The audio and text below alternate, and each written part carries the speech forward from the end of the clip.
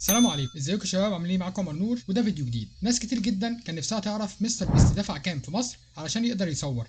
مبدئيا قبل ما يبدا الفيديو ما تنساش ان انت تعمل اشتراك في القناه علشان خلاص قربنا نوصل 100000 مشترك، وده حلم كبير جدا بالنسبه لي بيتحقق على ايديكم، فشكرا جدا لكل واحد بيعمل اشتراك وبيعمل لايك للفيديو.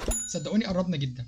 مبدئيا مستر بيست كان حابب ان هو يصور في مصر، بعت خطاب رسمي للحكومه المصريه وطالبهم ان هو يعمل فيديو عن الاهرامات، فراح بعت خطاب رسمي للحكومه المصريه قال لهم انا عايز اصور في مصر مده 5 ايام. وهنا خلي بالكم من حاجه، الحكومه المصريه ما بتاجرش الاهرامات، ولكن مستر بيست خد تصريح بالتصوير هناك. علشان الناس اللي بتقول ان احنا اجرنا الهرم، مفيش هرم بيتاجر، احنا مش اسماعيل ياسين هنبيع لك العتبه وهنأجر الهرم والحاجات دي كلها. دي مجرد تصاريح بتطلع ان انت تقعد تدخل معدات جوه وتصور، وان المكان ده يبقى مسموح ان انت تصور فيه المده اللي احنا اتفقنا عليها. وفعلا الحكومه المصريه تعاونت معاه جدا جدا جدا وساعدوه وقدموا له واحد من اشهر العلماء الاثار في العالم اللي هو دكتور زاهي حواس، والراجل شاركه في الفيديو واتبسط وعرفه معلومات مهمه جدا جدا جدا احنا نفسنا ما كناش نعرفها. فالحكومه المصريه تعاونت معاه كتير جدا جدا جدا، قدموا له زي حواس. الدكتور اشرف اللي هو ماسك الاهرامات كلها في الجيزه برضه تعاون معاه، اتاحوا له فرص كتير جدا في التصوير، وقالوا له على معلومات كتير جدا ما كانش حد يعرفها كجزء من دعمهم ليه. غير ان هو طلعوه على اعلى قمه الهرم وطلعوه لادنى نقطه في الهرم، ووروه اماكن كانت مقفوله لازم تصاريح معينه عشان تخشها، اللي هو العلماء الاثار دخلوه الاماكن دي، وقدر ان هو يكتشف حاجات كتير جدا اكيد كلنا شفناها في الفيديوهات. مبدئيا بقى هو مستر بيست دفع كام؟ عامه مستر بيست دفع 20 مليون جنيه مصري علشان يقدر يصور هناك، ولكن زي ما قلنا مستر بيست قال انا ما اجرتش الاهرامات، انا خدت تصريح بالتصوير، علشان ده اللي بيفرق بين التصريح والايجار.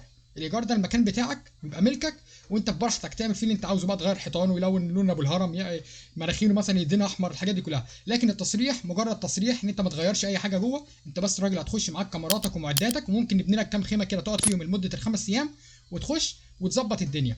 وللعلم مستر بيست ما اجرش 5 ايام بس، مستر بيست اجر اسبوع كامل في الاهرامات. طب هيقول لي ازاي ده هو في الفيديو جايب 5 ايام؟ حضرتك ال5 ايام دول التصوير الفعلي، لكن هو قبل كده بيخش بيكتشف المكان، يعرف هو ازاي ممكن يصور جوه، هيحط المعدات فين، ايه الاماكن اللي ممكن يعمل فيها السكريبت، وجاب ناس خبراء والحاجات دي كلها لغايه ما يظبط الفيديو وصور 5 ايام. فطبعا ال5 ايام دي ما كانش مده الايجار او مده التصريح نهائي، التصريح كان طالع باسبوع.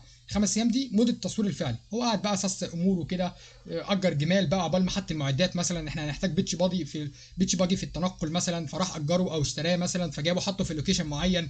محتاجين مثلا درون، محتاجين كاميرات، محتاجين معدات، محتاجين مثلا عدد مثلا يامنونا، محتاجين كذا ناس تصور، فكل ده هو قعد يومين يجيبهم، في الاخر صور ال5 ايام. عشان دي بس معلومه مهمه جدا لازم كلنا نكون عارفينها. اما بالنسبه للحكومه المصريه تعاونت معاه جدا جدا جدا. اول حاجه وفروا له ان هو يحلق بطائره هليكوبتر حوالين الاهرامات، ودي حاجه ما بتحصلش، دي تصريح كده يعني اكسكلوسيف لمستر بيست كده، عشان الراجل ده يجي عندنا فقلنا ايه ياكل عيش يعني. ادوا له التصريح ده، والراجل ايه يعني، انا بس معترض ان هم كانوا ياخدوني معاهم، انا كان نفسي اعمل التجربه دي جدا يعني اللي هو العلم. انا عارف ان في ناس بتقول لي في سكاي دايفنج بيحصل في الاهرامات، اللي هو الناس بتنط بالباراشوت، وده موجود في مصر تقريبا. كان سالت عليه كنت عايز اعمله، كنت محوش قرشين كده على جنب، قلت اروح اعمله، قال لي تقريبا مش عارف ب 50000 ولا ايه، فقلت ايه طب ده احنا محتاجين جمعيه بقى عشان ايه نيجي ننط فوق الهرم، فاهم؟ قلت محتاجه بقى العربيه والشقه وكل حاجه عشان نروح ننط هناك، فيعني ابقى اروح هناك لو انت شخص غني يعني. فالمهم طبعا خد تصريح بالتحليق، فتحوا له اماكن كتير جدا ما كانش فاتحينها للناس، طبعا التصوير، تصريح التصوير والحاجات دي كلها. فده مجهود بصراحه يشكر من الناس، بصراحه الناس تعاونت معاه جدا.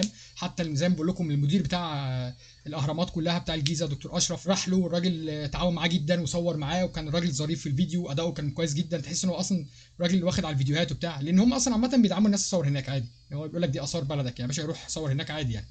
ف دي حاجه كويسه جدا وحاجه بسطتنا كلنا، وحتى هي على فكره ممكن يبقى فيديو سياحي يعني. السبب برضو ان مصر قبلت حاجه زي كده مش بس علشان الفلوس، ده فيديو يعتبر سياحي لمصر. واحد من اشهر اليوتيوبرز في العالم، يمكن تقريبا اول يوتيوبرز في العالم مستر بيست، لما يخش يصور في مكان زي مصر ويصور عن الاهرامات وجمالها، وبصراحه الراجل مطلع الفيديو جميل جدا جدا جدا، والزوايا التصوير والكاميرات والناس والمعدات، فعامل فيديو تشويقي جدا. ان انا واحد من الناس اهو في مصر قلت لا لازم اروح ابص على الاماكن دي، لازم نشوفها، الاهرامات فعلا كانت بصينا لها بنظره مختلفه. فانا بالنسبه لنا ده فيديو ترويجي لمصر، فيديو جميل جدا جدا جدا يعني. عشان في كل معترضه تقول لك ليه حد يجي يصور عندنا، انا شايف ان هو فيديو سياحي، نفس فكره اليوتيوبرز الاجانب لما بييجوا يصوروا ويركبوا جمل والحاجات دي كلها، ده عامل لك فيديو عن عظمه الاهرامات اللي موجوده. وكمان مش كده بس، كمان بيعرفك التاريخ يعني. دكتور زاهي حواس قدر ان هو يستغل مستر بيست في ان هو يعرض شويه افكار كده كان عايز يعرضها، ان قال لك ان الراجل ده متالق جدا، وان الراجل ده العالم كله بيشوفه، فده انسب حد ان احنا نقول الافكار او المعلومات او حتى الحاجات اللي احنا عايزين نوصلها للناس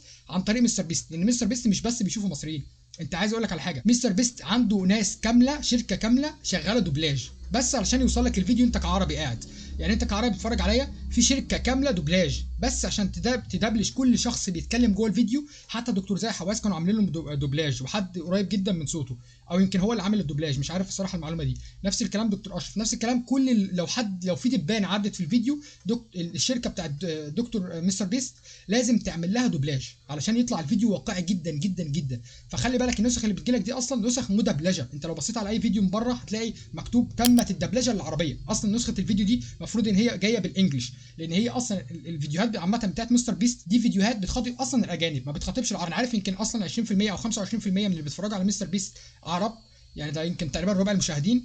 ولكن ده النسخه المدبلجه، الفيديو اصلا طالع باللغه الانجليزيه علشان يخاطب بيه الاجانب اكتر. حلو حلو. فاحنا بنخش كده، هو عامل لك دي حاجه اكسترا كده للعرب اللي هو الدوبلاج والحاجات دي كلها، واحنا حبينا المحتوى بتاعه جدا، فبقينا احنا من الناس اللي ثابتين عنده. 25% من اللي بيتفرجوا على فيديوهاته اصلا عرب، فانت متخيل؟ او يمكن اكتر كمان من 25%. الاحصائيه دي كانت قديمه جدا، دلوقتي ممكن يوصل ل 40%. تقريبا نص الناس اللي بتشوف مستر بيست حوالين العالم هم عرب. احنا اللي منفعين، احنا اللي ماكلينه عيش.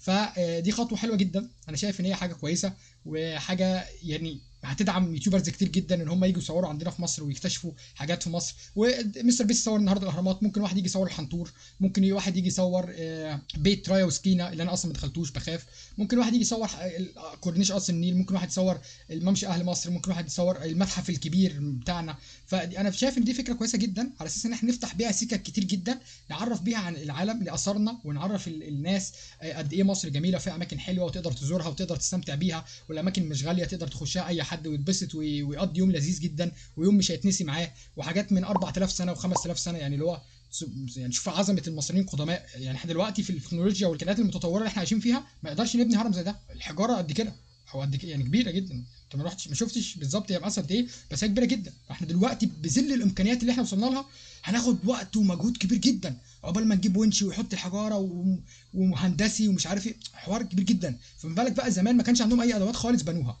ولغايه دلوقتي اصلا احنا ما نعرفش هم بنوها ازاي. يعني ناس تقول لك فضائيين جيهم راحوا حادفينها من فوق، وده طبعا حاجه هكس جدا. مفيش يعني فضائي ايه اللي هيجي يحدف هرم؟ طب ما حد كان هيحدف لك كورس على الاقل زي السفينه بتاعتهم. فطبعا ده مش منطقي جدا. يعني ناس تاني قالت ان احنا بنيناها ولكن عن طريق عمالقه، الناس جت عمالقه كده حطت الطوب ده. فدي برضو حاجه مش روايه، اولا مفيش اثر لرجول عمالقه، ولا في اثر للتاريخ اصلا ذكر ان هم عمالقه. غير كده هم الناس اللي بنوا الاهرامات دي كانوا مدفونين في الاهرامات، فدول اثرهم موجود. انا حسيت ان انا قلبت الفيديو مش عارف ليه فيديو دعايه يعني، ولكن هو دي المعلومات اللي انا كنت عايز اقولها. ما تنساش تعمل اشتراك في القناه وتفعل زر الجرس. نورتني وشرفتني. اشوفك الفيديو اللي جاي. سلام.